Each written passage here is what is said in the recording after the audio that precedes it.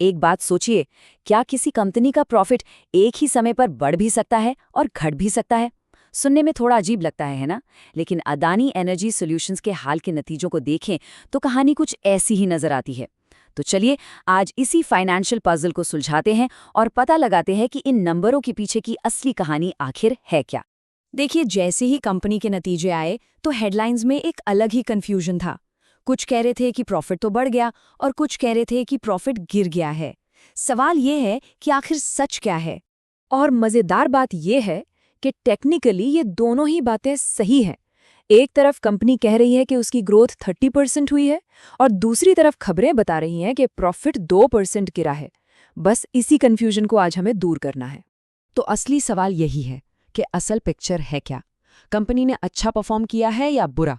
आइए इस पूरी गुत्थी को परत दर परत सुलझाते हैं। इस पजल को सॉल्व करने का सबसे अच्छा तरीका है उन नंबर्स से शुरू करना जिन पर कोई झगड़ा ही नहीं है, मतलब कंपनी की टोटल इनकम। तो देखिए, सबसे पहली और साफ बात, कंपनी की जो टोटल इनकम है यानी कुल कमाई, वो सीधी सीधी 15.7% बढ़ी है।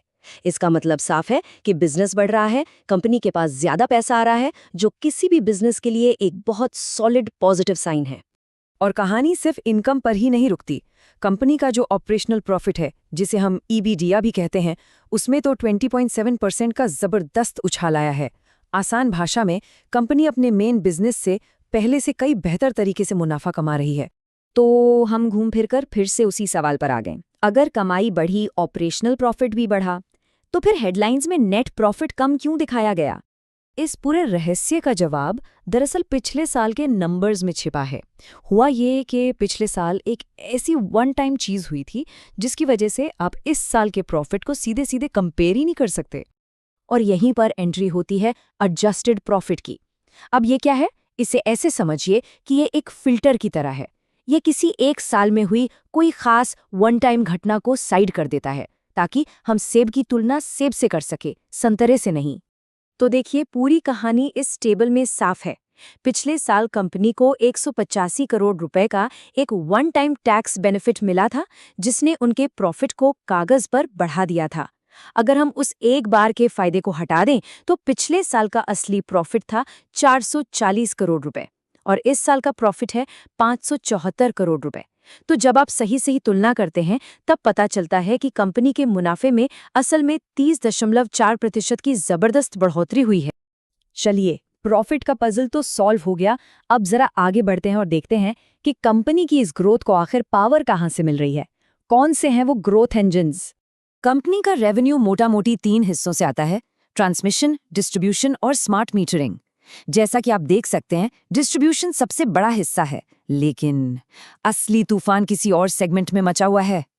नहीं, ये कोई टाइपिंग की गलती नहीं है, आपने बिल्कुल सही पढ़ा। स्मार्ट मीटरिंग सेगमेंट का रेवेन्यू साल दर साल 1280% बढ़ा है। ये एक जबरदस्त रॉकेट जैसी ग्रोथ है और ये साफ दिखाता है कि भविष्य में ये सेगमेंट कंपनी के लिए एक पावर हाउस बनने वाला है। तो आज का परफॉर्मेंस तो काफी सॉलिड लग रहा है, लेकिन जैसा कि हम सब जानते हैं, बाजार हमेशा भविष्य की तरफ देखता है। तो आइए देखते हैं कि अदानी एनर्जी सॉल्यूशंस की पाइपलाइन में आखिर है क्या।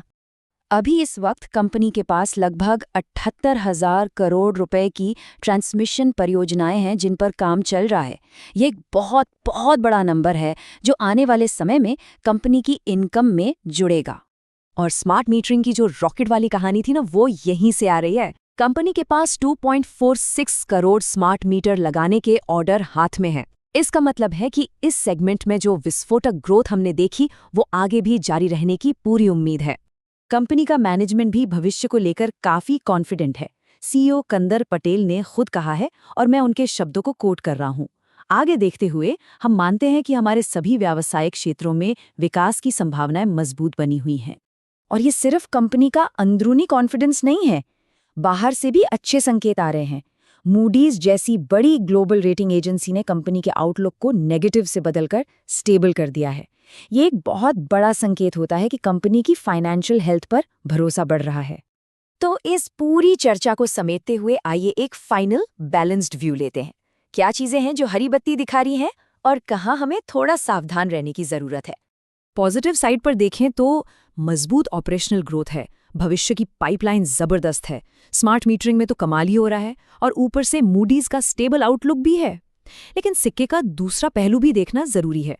सबसे पहली बात, कंपनी की कुल देनदारियां यानी कर्ज 23% से ज्यादा बड़ा है। अब देखिए, ग्रोथ के लिए पैसा तो लगता है, लेकिन इतना बड़ा कर्ज आगे चलकर दबाव बना सकता है। दूसरी बात, मुंबई जैसे बड़े बाजार में बिजली की बिक्री थोड़ी सी घटी है। ये एक छोटा सा डेटा पॉइंट है, पर इस पर ध्यान देना जरूरी है। और हाँ, जब भी कंपनी एडजस्टेड प्रॉफिट जैसे मैट्रिक्स की बात करे तो उसे हमेशा सावधानी से रिव्यू करना चाहिए। तो कुल मिलाकर कहानी की बॉटम लाइन ये है कि अदानी एनर्जी सॉल्यूशंस एक बहुत बड़े एक्सपेंशन के दौर से गुजर रही है। हेडलाइंस भले ही कंफ्यूजिंग रही हों, लेकिन कंपनी का कोर परफॉर्मेंस और भविष्य की संभावनाएं दोनों ही काफी मजबूत दिख रही हैं। और हम आपको इस एक आखिरी सवाल के साथ छोड़े जाते हैं। AESL एक बहुत बड़े भविष्य के लिए तैयारी कर रहा है, इसमें कोई शक नहीं। लेकिन इस बड़े विकास के साथ जो भारी भरकम लागत आती है, क्या कंपनी की बैलेंस शीट उसे आराम से मैनेज कर पाएगी? ग्रोथ और फाइनेंशियल मैनेजमेंट के बीच ये संतुलन क्या ये बना रहेगा? यही सबसे बड़ा सवाल है, जिसका जवाब हमें आने वाला वक्त ही देगा।